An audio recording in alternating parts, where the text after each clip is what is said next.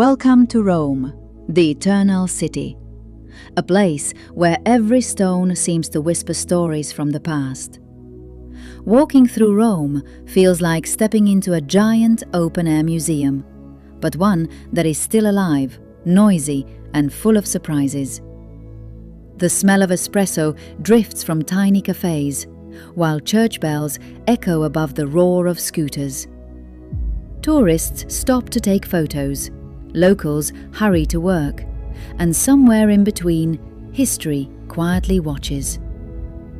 They say all roads lead to Rome, and when you arrive, you understand why. The city is a crossroads of centuries, where emperors, popes, artists, and ordinary people all left their mark. It is chaotic, beautiful, overwhelming, and unforgettable. Rome is not just a city you visit, it is a city that visits you, stays in your memory, and refuses to leave. Did you know the Colosseum could hold up to 50,000 spectators? 2,000 years ago, gladiators fought lions here. Today, tourists fight selfie sticks. The Roman Forum was once the center of politics. Imagine senators arguing in togas, proof that politics has always been noisy. Romans also built aqueducts that carried fresh water across miles of countryside. They were obsessed with water. We're obsessed with Wi-Fi. Progress? Maybe. And don't forget the Pantheon. Its dome is still the largest unreinforced concrete dome in the world. Romans invented concrete, and without them, your apartment block wouldn't exist. Daily life in ancient Rome was full of contrasts. Banquets for the rich, bread and circuses for the poor.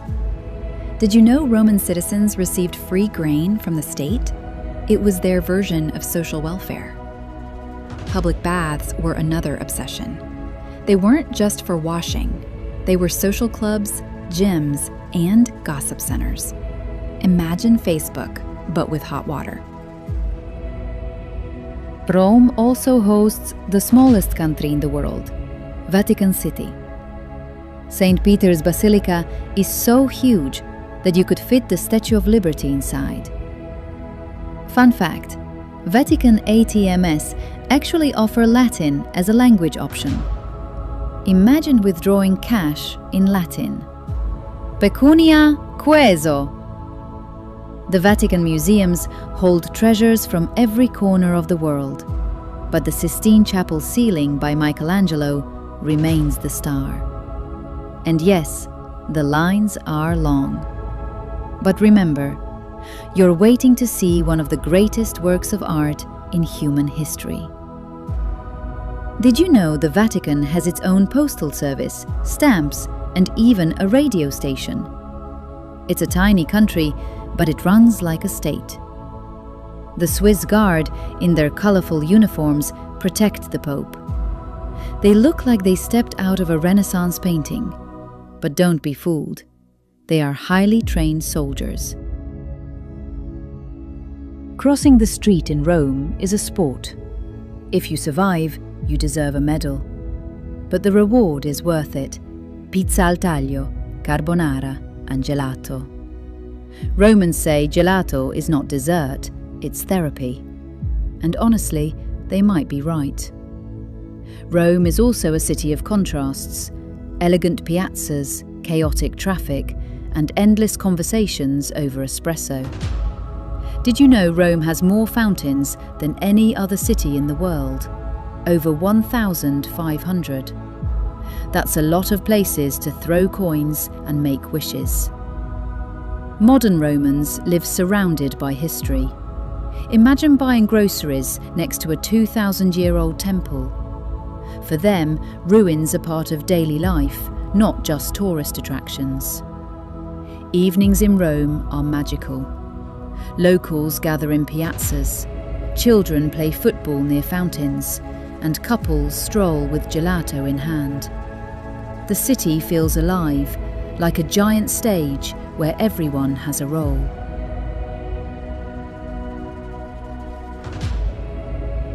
Beyond the monuments, Rome hides surprises. In Trastevere, cobblestone streets lead to lively bars and trattorias.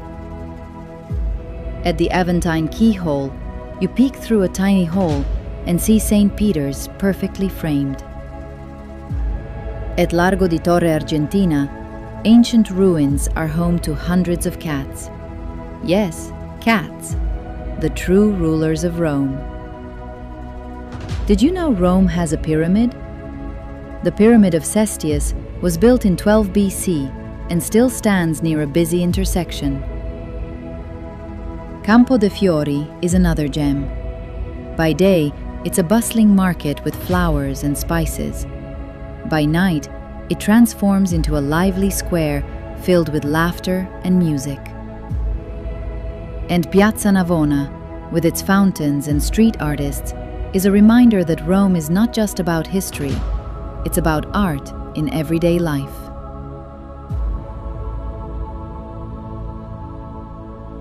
Many visitors believe that carbonara is made with cream, because that's how they've seen it abroad. But in Rome, the real recipe is very different. Eggs, pecorino cheese, guanciale, and black pepper. If you ask for cream in your carbonara, Romans will look at you as if you just insulted Julius Caesar. Another surprise comes with pizza. Tourists expect a round pizza on a plate, but in Rome, you often find pizza al taglio, baked in large rectangular trays and sold by weight. It's delicious, but the first time you see it, you might wonder if it's a cousin of lasagna. Gelato also confuses many people. They think it's just Italian ice cream. In reality, gelato has less fat, more flavour, and a smoother texture. Romans don't treat it as dessert, they treat it as therapy. Coffee brings its own misunderstandings. A visitor might order a latte and receive a glass of milk, because in Italian, latte simply means milk. If you want coffee with milk, you should ask for a caffè latte. And then there is spaghetti alla puttanesca. The name sounds scandalous, but the dish itself is simple and quick. Pasta with tomatoes, olives, and capers. It's proof that even a recipe with a provocative name can become a beloved classic. Finally, did you know that ancient Romans used a sauce called garum, made from fermented fish, in almost everything?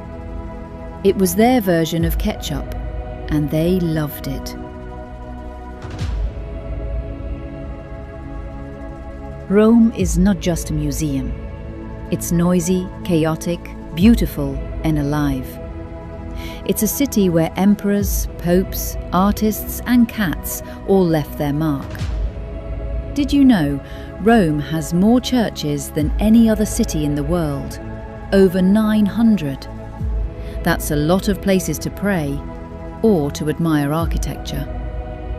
Next time, we'll explore Florence, the city of art and ambition. Subscribe and let's keep traveling together.